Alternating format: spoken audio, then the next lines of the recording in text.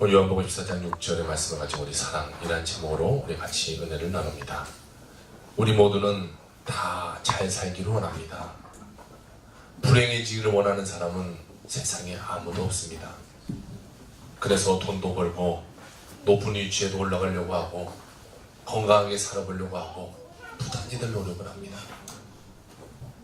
그러나 몸을 불태워가며 죽도록 열심히 해보지만 우리 삶 가운데는 무언가 마음 한구석이 허전해짐을 느끼게 됩니다. 삶은 윤택해지고 여행도 자주 가고 더 많은 돈도 벌고 더 좋은 것을 먹는데 무언가 마음이 하나가 먹먹해집니다. 우리에게는 말할 수 없는 우울감이라는 것이 찾아옵니다. 우리 인간은 내면에 뿌리 깊은 목마름이라는 것이 있습니다. 철학자 키에르 케고르는 인간의 가슴 속엔 그 어떤 것으로 채울 수 없는 큰 구멍이 있다라고 말을 합니다. 돈, 명예, 쾌락, 그리고 술, 도박, 그런 것으로 안 되는 큰 구멍이 우리 마음 가운데 있다라고 말해요. 철학자인데 그가 이런 말을 합니다. 그 구멍은 오직 창조주 하나님만으로 채워질 수 있다라고 말이죠. 본래 인간은 원래 행복한 존재로 하나님이 만드셨습니다.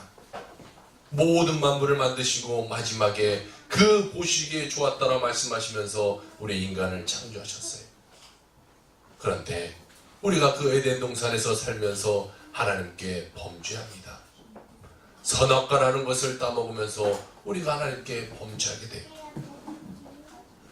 많은 사람들은 처음에 신앙을 접했을 때는 하나님이 선악과 좀 따먹었다고 하시느니 뭘 비춰서 사람들에게 벌 주냐라고 말할 수도 있어요.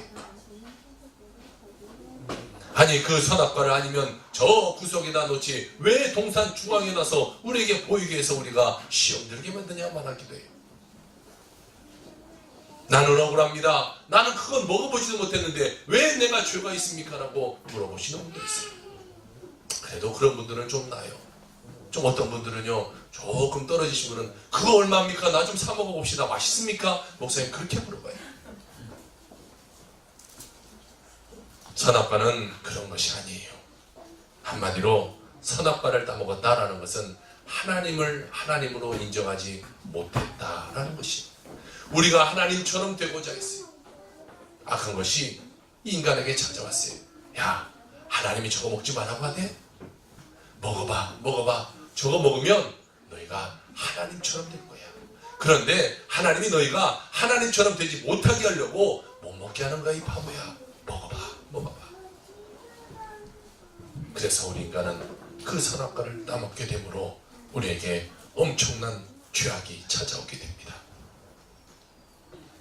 선악과를 따먹은 것은 아담이 하나님처럼 되고자 했던 교만이죠. 마귀에게 속은 것이에요. 그것을 따먹는 순간 천국 백성에서 제명되어 버렸어요.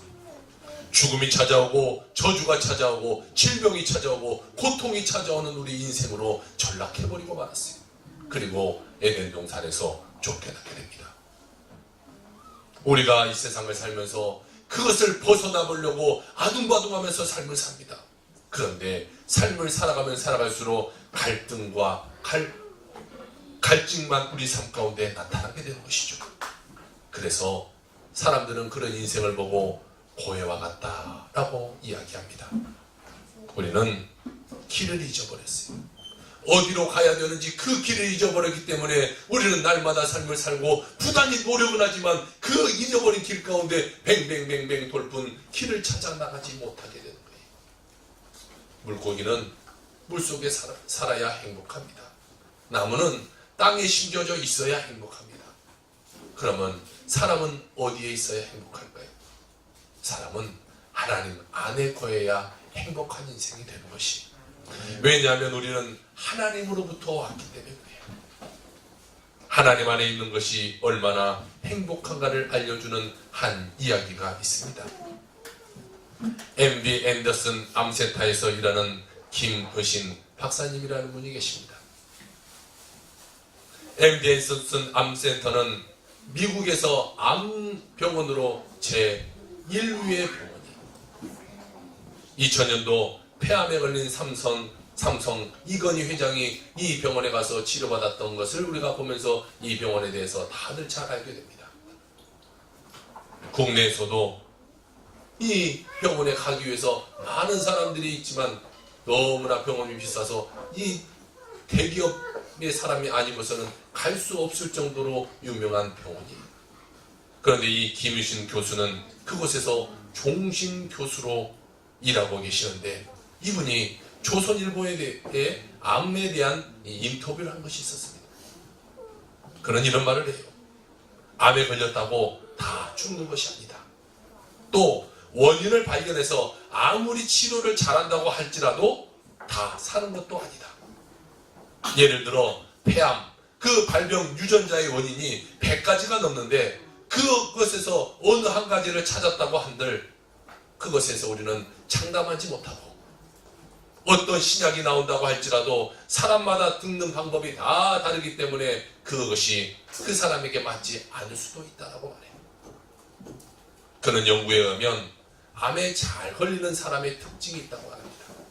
그 사람은 근심이 많은 사람과 스트레스가 많은 직업을 가진 사람, 이런 사람이 암에 잘 걸린다고 말해요. 그가 이런 말을 해요.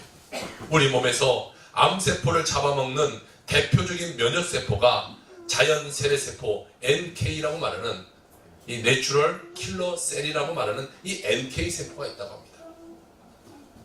이게 많으면 암의 치료가 잘 걸리게 치료도 잘 되고 암에도 잘 걸리지 않게 된다고 해요. 여러 사람을 대상으로 이 세포의 수치를 조사했더니 항상 웃고 사는 사람의 수치가 이 NK 수치가 높게 나왔어요. 그 중에서도 어떤 사람이 제일 높은가 봤더니 교회에서 성가대 하는 사람이 제일 높은 수치가 나왔다고 해요. 그 수치가 일반 사람보다 1000배가 더 높게 나왔다고 해요. 그러니까 다 성가대 하세요.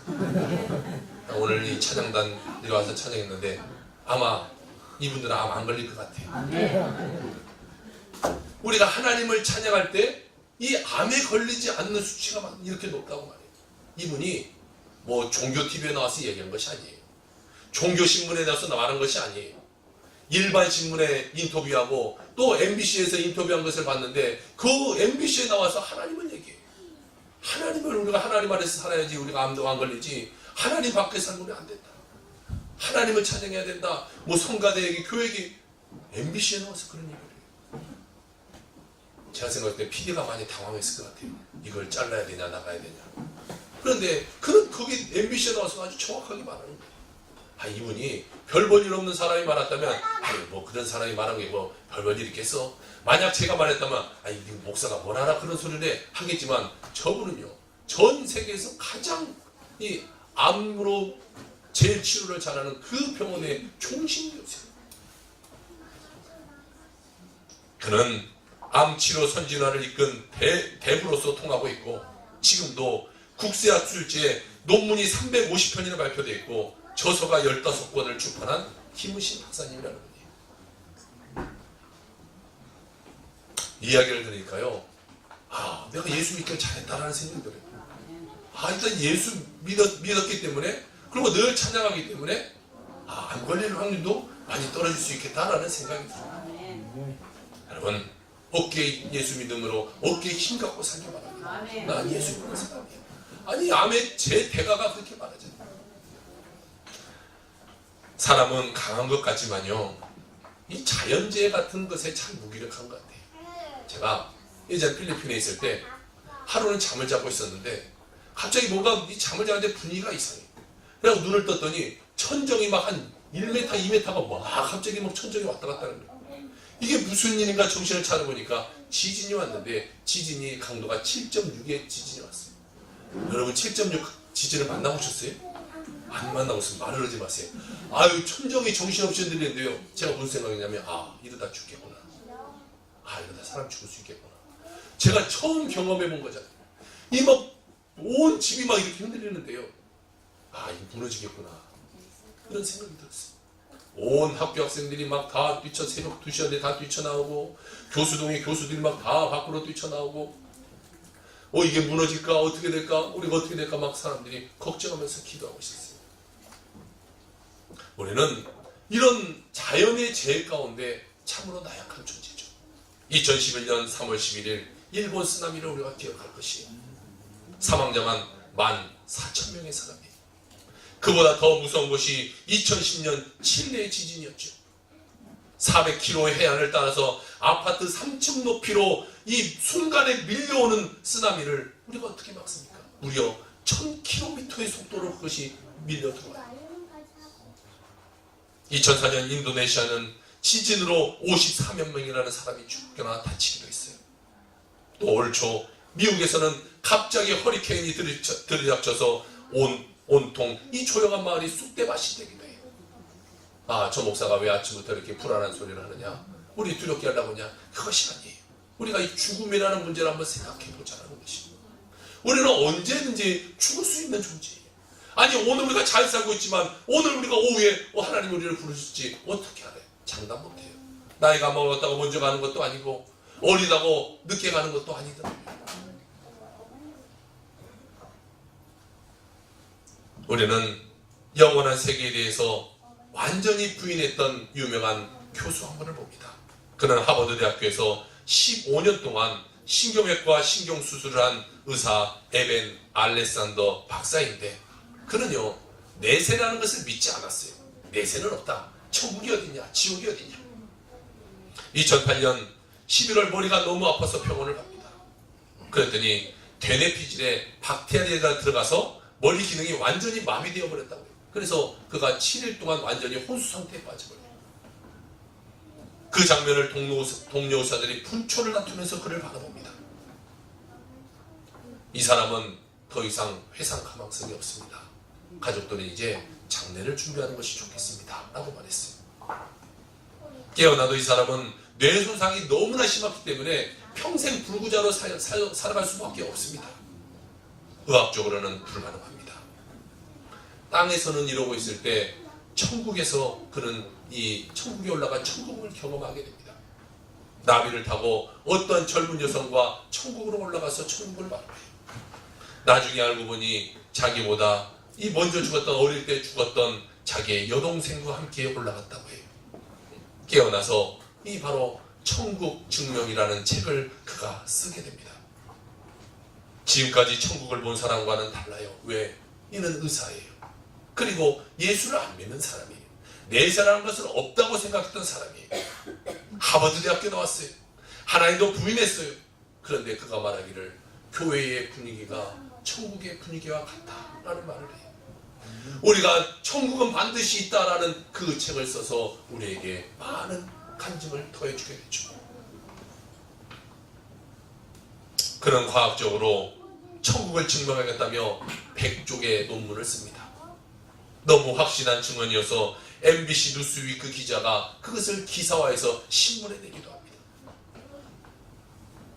그런 이런 말을 해요. 예수 그리스도는 우리의 죽음의 문제와 죄의 문제를 해결하기 위해서 십자가에서 죽으셨습니다.